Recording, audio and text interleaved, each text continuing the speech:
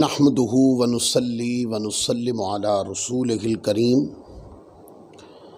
अम्मा बाद फ़अऊज़ु बिल्लाहि मिनश शैतानिर रजीम बिस्मिल्लाहिर रहमानिर रहीम। या साहिबल जमाल व या सय्यदल बशर मिन वजहिकल मुनीर लक़द नुव्विरल क़मर ला युमकिनुस सनाउ कमा कान हक़्क़ुहु बादस खुदा बुजुर्ग तुई क़िस्सा मुख्तसर व अहसन मिन कलम तरक़त आइनी व अजमल मिन कलम तलिद निसाउ खुलिक़त मुबर्रअम मिन कुल्लि ऐब कअन्नक क़द खुलिक़त कमा तशाउ बलग़ल उला बिकमालिही कशफ़द दुजा बिजमालिही हसनत जमीउ खिसालिही सल्लु अलैहि व आलिही अल्लाहुम्मा सल्लि व सल्लिम व बारिक अला सय्यिदिना व मौलाना मुहम्मदिन व बारिक व सल्लिम व सल्लु अलैहि।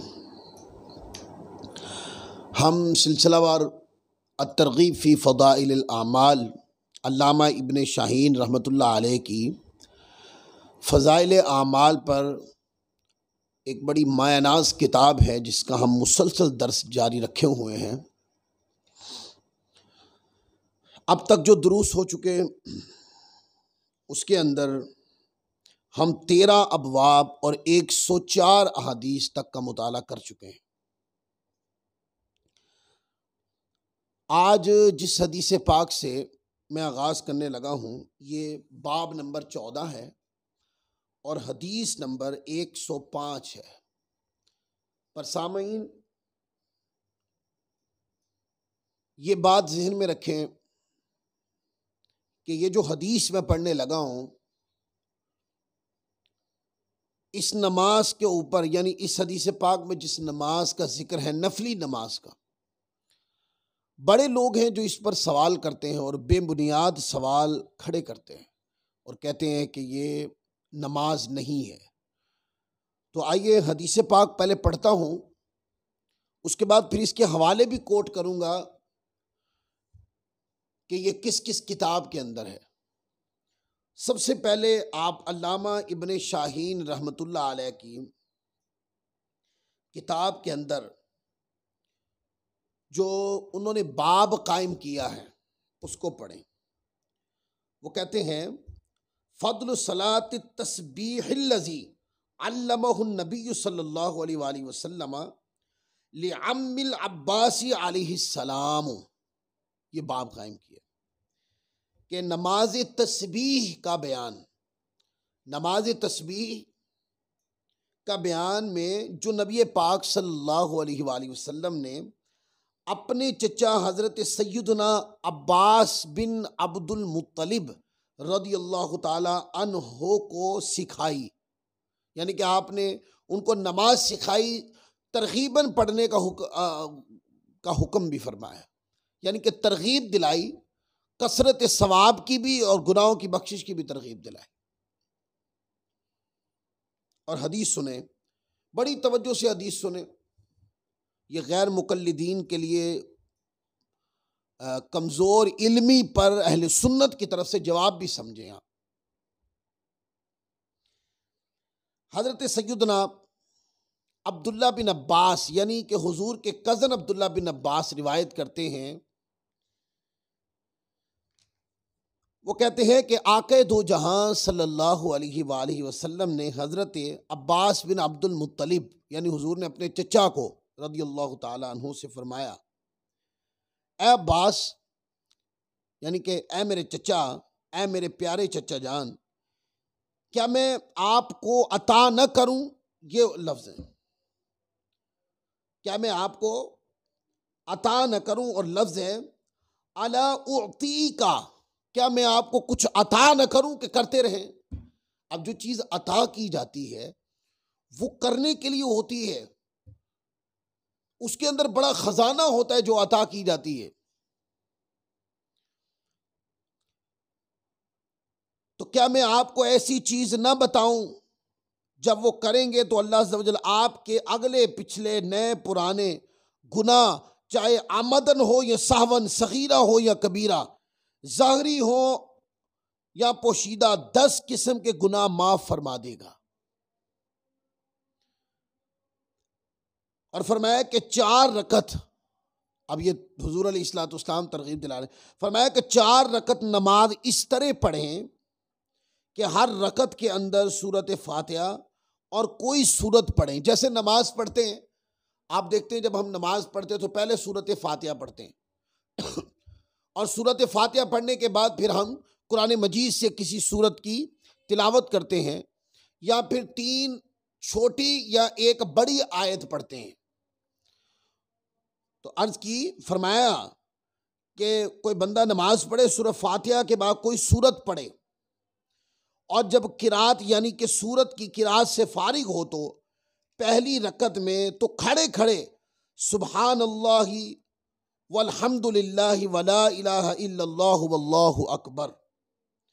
फरमाया कि 15 बार क़याम के अंदर जब आप क़याम करें और नमाज की किराअत मुकम्मल कर लें तो उसके बाद क़याम की हालत में 15 बार सुबहान अल्लाहि वल्हम्दुलिल्लाहि वला इलाहा इल्लल्लाहु वल्लाहु अकबर पढ़ें। और फरमाया और रुकू की हालत में 10 मरतबा इन कलिमात को पढ़ें, फिर रुकू से सर उठाकर 10 मरतबा इनको पढ़ें, फिर सजदा में 10 मरतबा इन कलिमात को पढ़ें, फिर सजदे से सर उठाकर 10 बार पढ़ें, फिर दूसरे सजदे में 10 बार पढ़ें, फिर सर उठाकर 10 बार पढ़ें। ये कुल 75 मरतबा हुई एक रकत में। इसी तरह 4 रकतों में पढ़ें। अगर आप इतनी ताकत रखते हो तो हर रोज ये नमाज पढ़ें।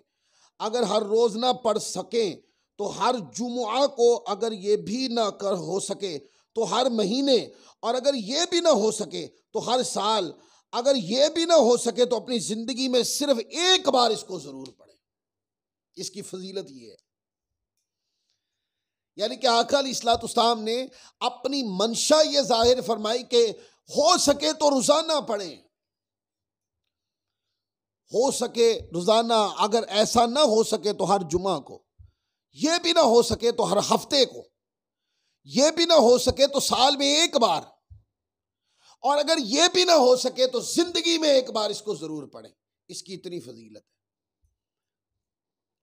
अब ये रिवायत है, जब आप देखते हैं फजीलत की रातें आती हैं, 15वीं शाबानुल मौसम की रात आती है और मिराजुन नबी की रात आती है, मीलादुन नबी हुजूर की विलादत पाक का दिन आता है, या 10 मुहर्रमुल हराम की रात आती है, या फिर रमज़ानुल मुबारक के अंदर मोतकिफ़ीन मस्जिद के अंदर एतिकाफ़ करते हैं, या फिर सारा रमज़ान में रात को इबादत करने वाले, ये नमाज तस्बीह कहते हैं, इसको सलातुत तस्बीह कहते हैं।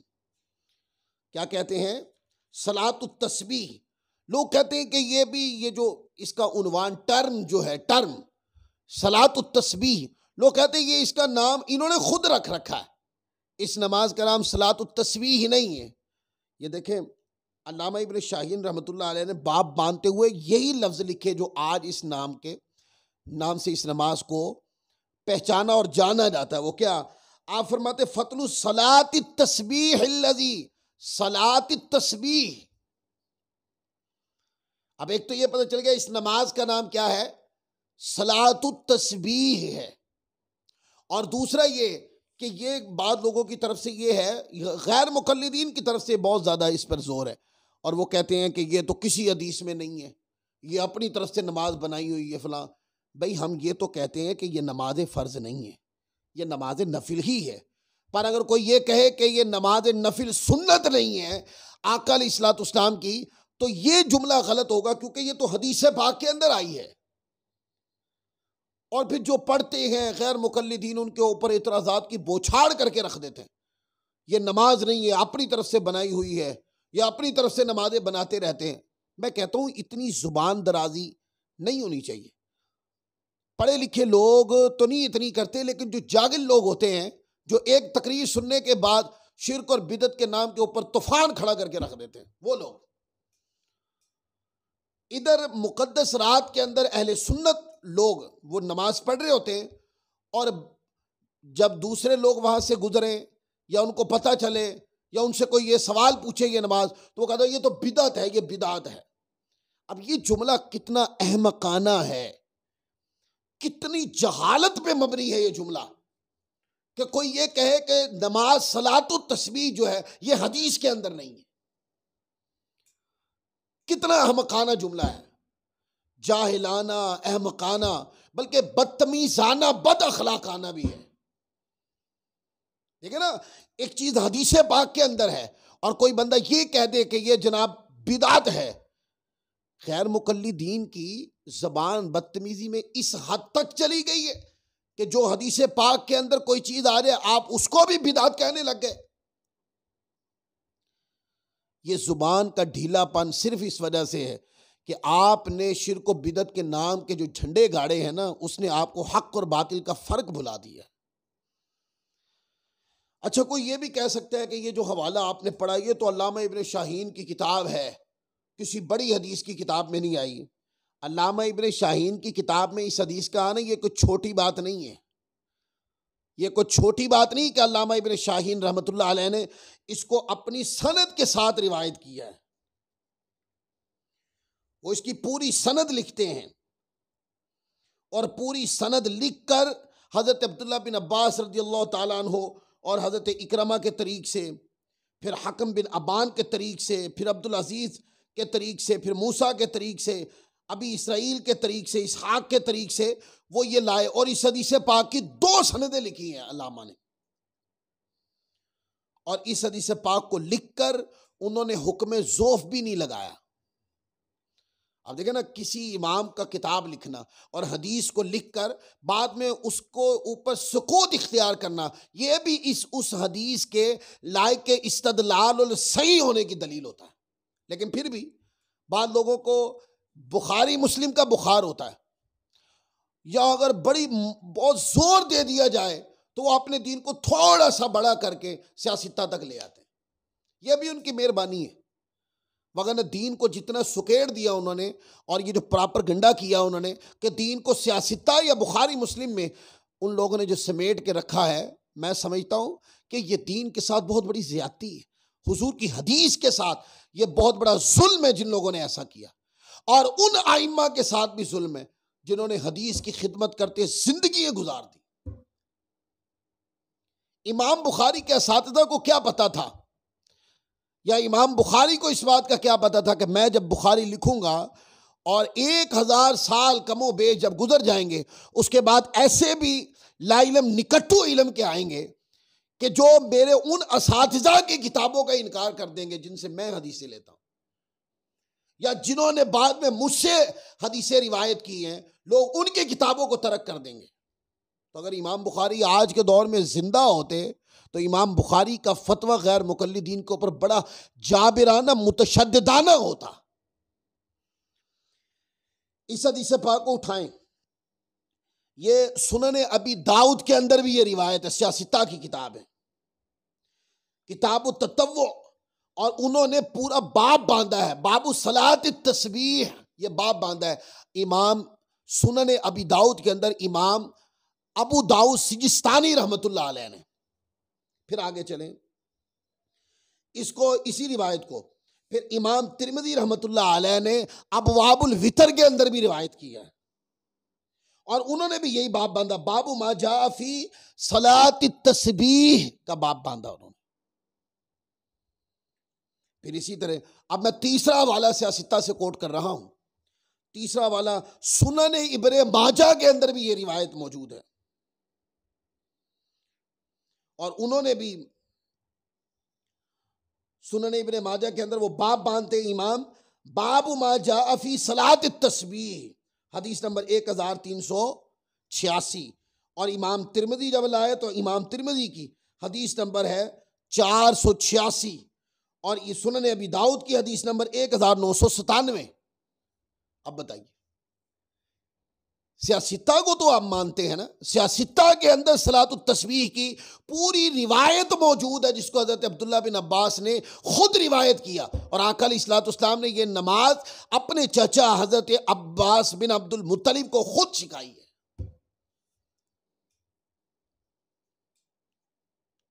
फिर आगे देखें, ये हदीस नंबर 105 थी, हदीस नंबर 106 है। हदीस नंबर 106 के ऊपर इमाम ने बात बांधा है कि बाबु फदली तकबीरतिल इहरामी, के तकबीर तहरीमा की फजीलत का बाब। रिवायत ले अब्दुल्ला बिन उमर रदी अल्लाह ताला अन्हु रिवायत करते हैं कि रसूलुल्लाह सल्लल्लाहु अलैहि वसल्लम ने इरशाद फरमाया कि तुम में से किसी एक का इमाम के साथ तकबीर औला को पाना 100 ऊंट हदिया करने से बेहतर है। इतनी फजीलत है तकबीर औला की। फिर इस हदीस नंबर 107 उठाएं।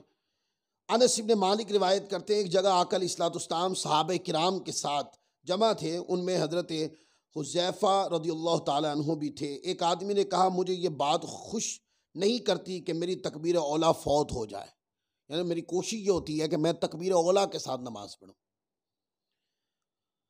तो कहते हैं इमाम के साथ और मेरे लिए 50 बकरियां हों।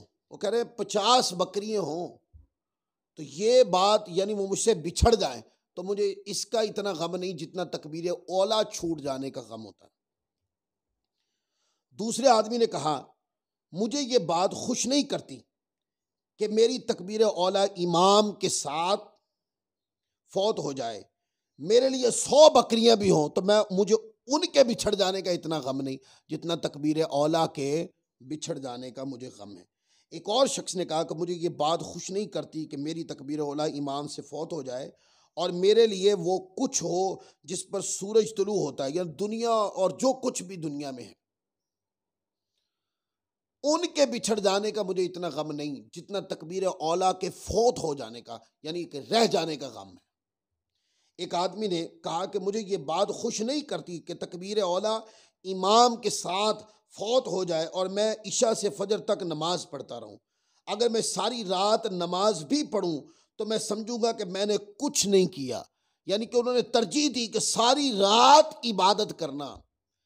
ये उतनी फजीलत की बात नहीं जितनी फजीलत की बात यह है कि कोई जमात के साथ नमाज पढ़े और इमाम के साथ तकबीर इफ्तिताह यानी तकबीर तहरीमा से अपनी नमाज को शुरू करे। जितनी फजीलत इसकी है, इससे आप तकबीर तहरीमा, जिसको तकबीर इफ्तिताह भी कहते हैं, तकबीर इहराम भी कहते हैं, उसकी फजीलत यह है कि जो कुछ तकबीर औला इतनी फजीलत की हामिल है कि दुनिया और दुनिया में जो कुछ है उससे बढ़कर तकबीर औला है।